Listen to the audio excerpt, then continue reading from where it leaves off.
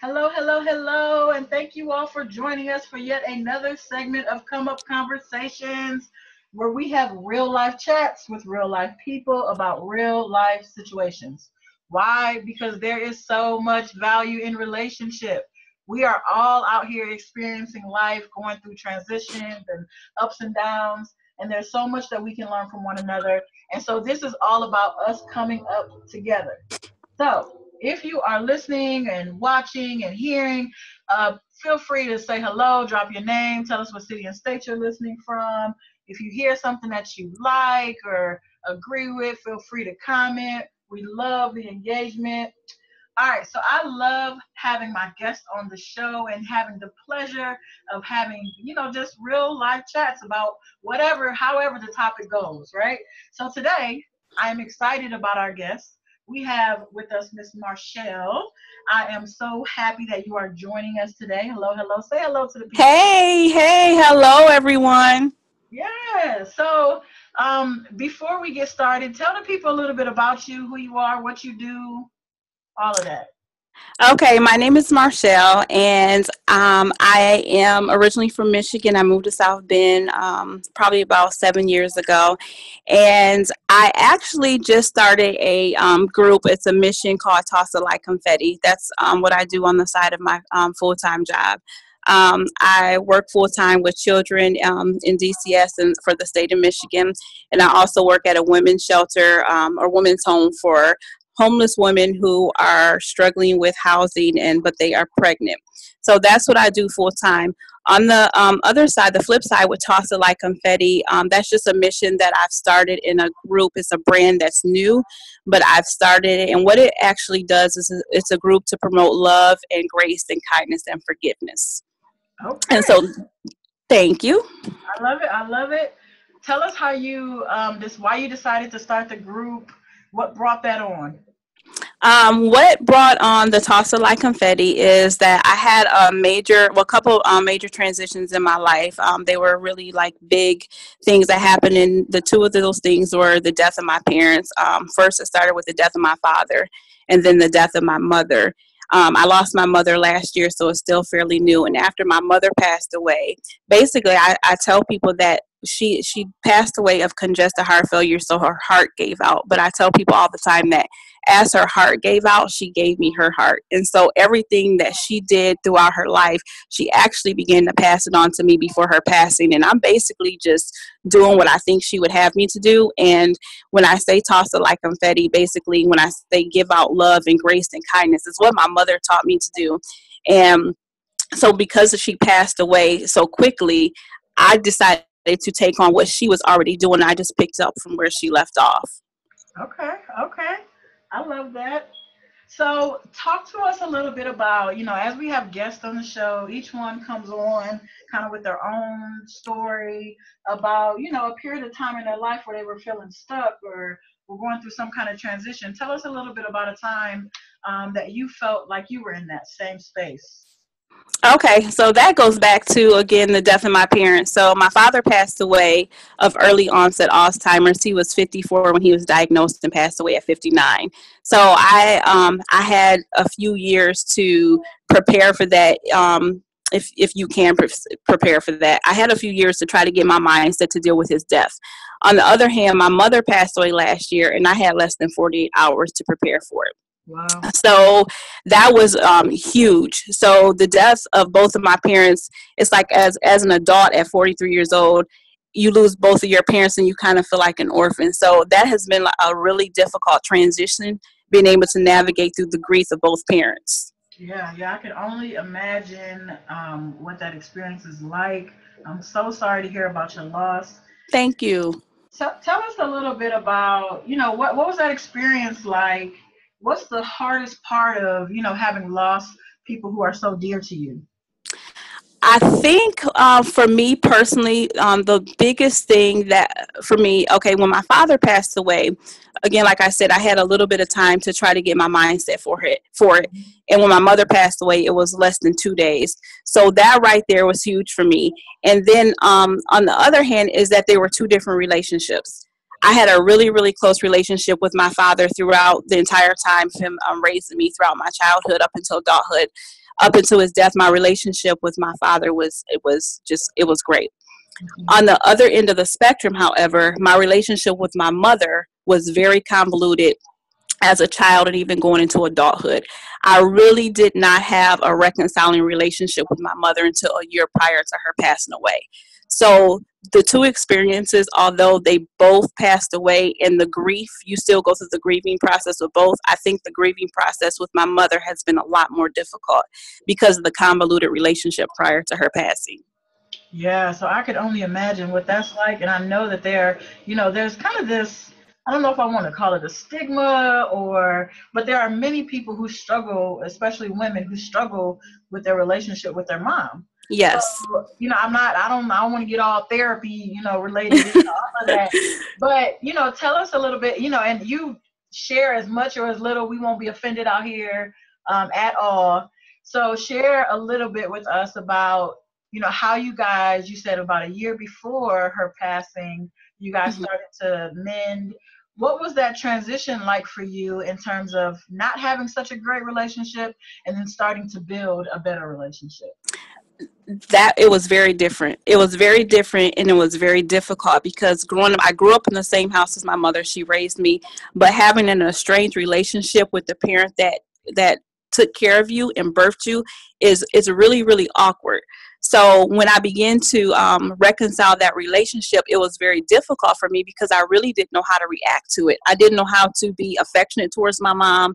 I did not really know how to be We did not know how to be friends because we're adults. I was 41, 42 years old when her and I started to reconcile that relationship, like I said. So it was very, very awkward. My sister, my brother had a very close relationship with my mother. So it was a little bit different for them. And for me, I mean, everyone in the family knew of the struggles we had as a mother and daughter. So for me, it was just very, very awkward. But it happened just like so organically that I accepted it, she accepted it, and it really taught me how to really forgive others, and it really taught me about the power of grace and forgiveness through Christ, and that Christ gives me. And my relationship with Christ has really really evolved around my relationship reconciling with my mother. I love it. I love it. I know that, like I said, many women out here struggle with similar things. And I know, just from my own personal issues and relationships with my mother, as well as conversations that I've had with other women in my circle, Mm-hmm. that reconciling process can be so, up and down and just like, Yes. kind of just like you said, just awkward. So, Mm-hmm.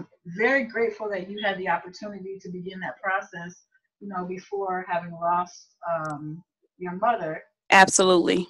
So tell us, a little bit about, what does that transition look like? Some of this is still recent, and Mm-hmm. that there's still grief that's, kind of going up and down. But tell us a little bit about what helps, right? When you think about having to go through such a, tragic and unfortunate experience, what helped you, through that tough period of time? I would say the number one thing that helped me outside of Christ was finding the right tribe. My tribe meant everything to me. So I think sometimes when we get older and we come against life situations like this, we really start to reflect on our relationships and our even just ourselves. And so as I did some self-reflection throughout the entire grieving process, and I'm still self-reflecting, I'm understanding that my tribe is very, very important. So the people I surround myself with, the people who have been able to not really have sympathy for me, but have empathy for me, are Mm. the ones that I really gravitate towards. And I would say that my tribe has been everything to me, throughout the grieving process. Because if you don't find a tribe, you can very well waddle in depression, and it's just sadness and unresolved grief. And so you really need a very very loyal tribe who's going to help you navigate through that grieving process. I completely agree with that. I'm not even going. I guess I get on my pedestal and just start talking about grieving and Right. of environment, because environment is it's just everything. But I'm gonna let you have your show and your moment. Environment is everything. And it's funny you mentioned therapy at the beginning of this interview because Another thing that has helped me is therapy. It came to a point where my husband told me, you probably want to go see someone. And I'm so glad he did tell me that. And he pushed me to do that because I think sometimes in our community and our culture, we shy away from therapeutic services. But Absolutely. for me, my tribe and the therapeutic services I have been receiving has really helped me to navigate better than what I would have been without them. So I do I go through grief therapy now, and it has been a huge game changer for me. So when you put the therapeutic services along with your tribe, I think that right there is what really has done it for me and has helped me to continue to move forward. I love it. I absolutely love it. Tell us what helped you when you were in the awkward stage with your mom. Hmm. What were some of the things that helped you kind of go with it instead of being resistant or, just focusing on the past? What were some of the things that helped you in that particular season?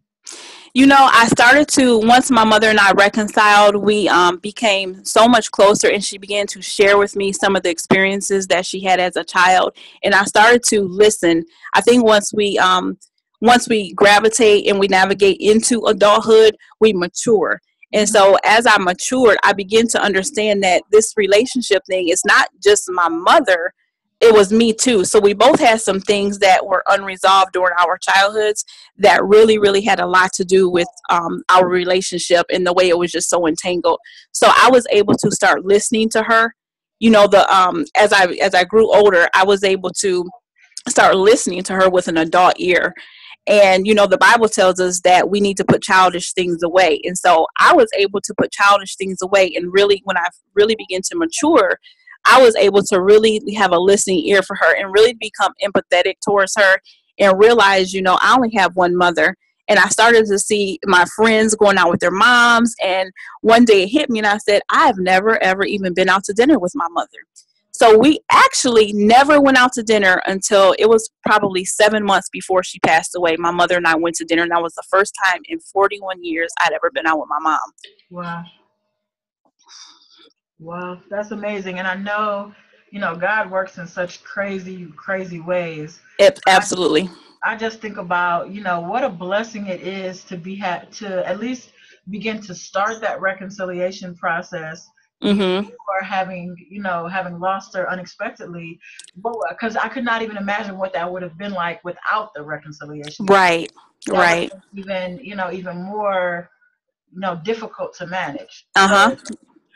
So for those of you who are listening, if you've listened to any of our previous segments, you already know that the number one purpose of these conversations is for you as the listener to be able to pull out and identify what things that you're experiencing, right? Because we're all experiencing different things.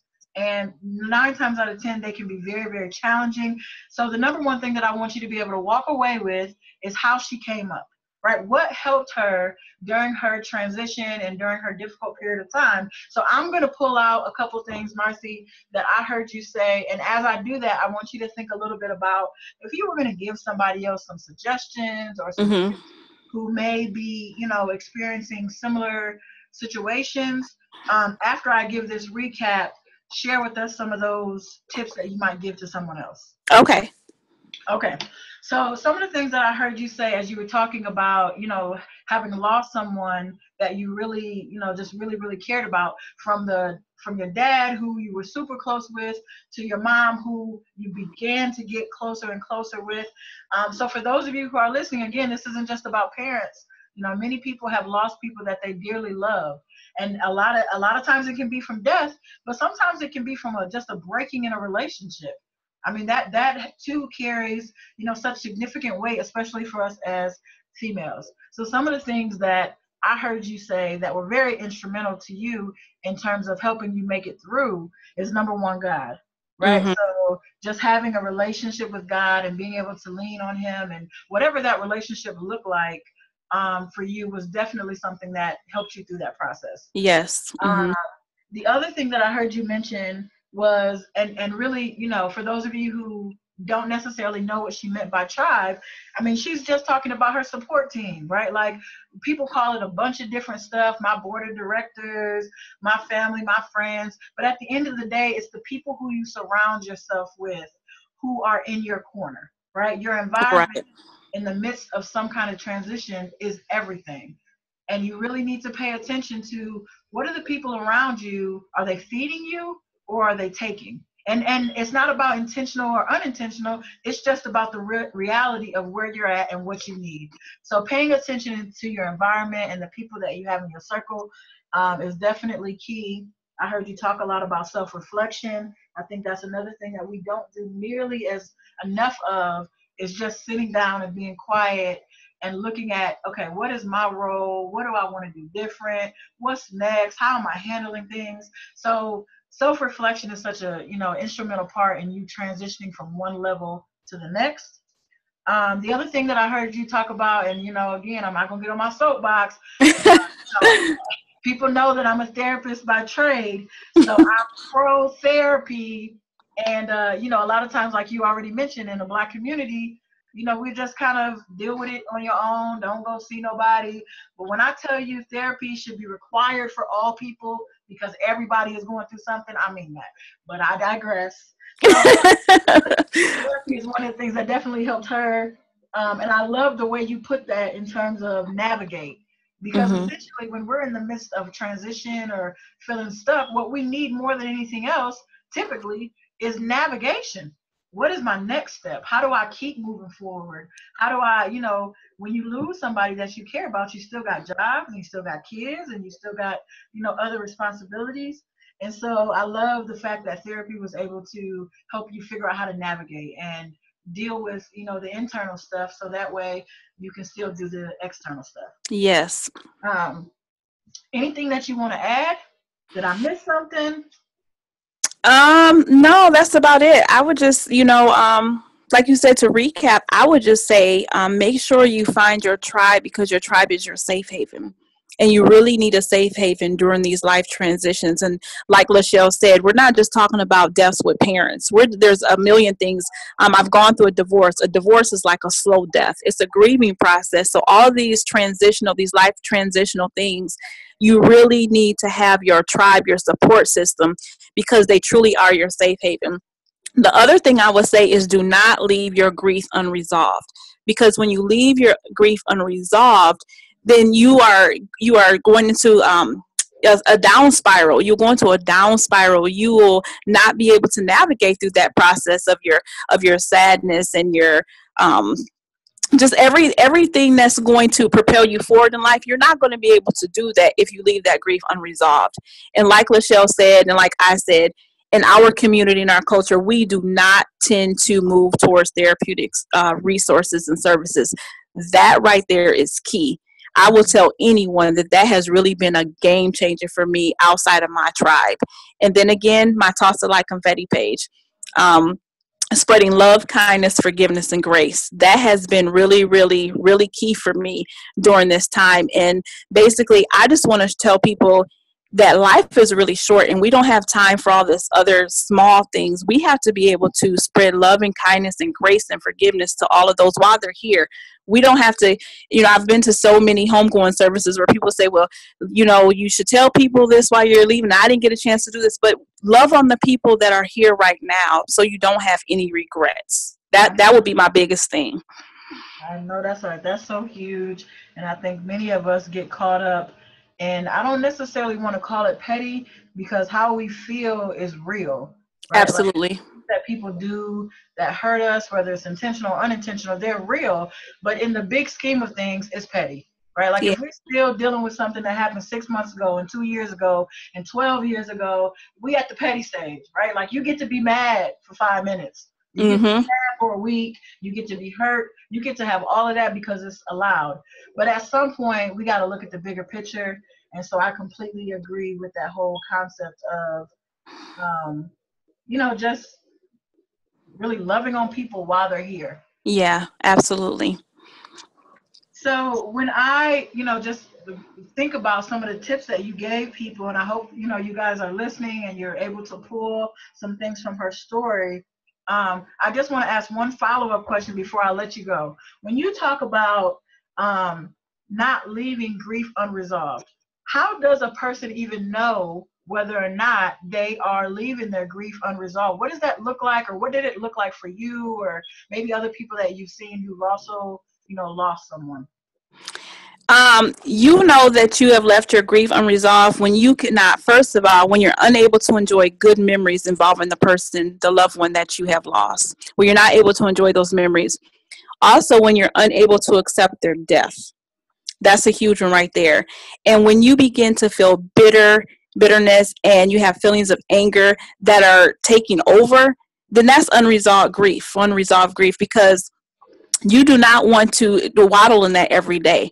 You'll begin to see yourself down spiral. And like I said, I have a very, very, very close knit tribe, and my husband and some of my close friends was seeing that I was beginning to down spiral. I would be in the bed for 2 and 3 days. I would call off of work. It was just so much. My eating habits began to change, and there's so many things that if you have a close knit tribe who are paying attention to you, they will be able to recognize when you are starting the down spiral, and they can see that grief that's unresolved.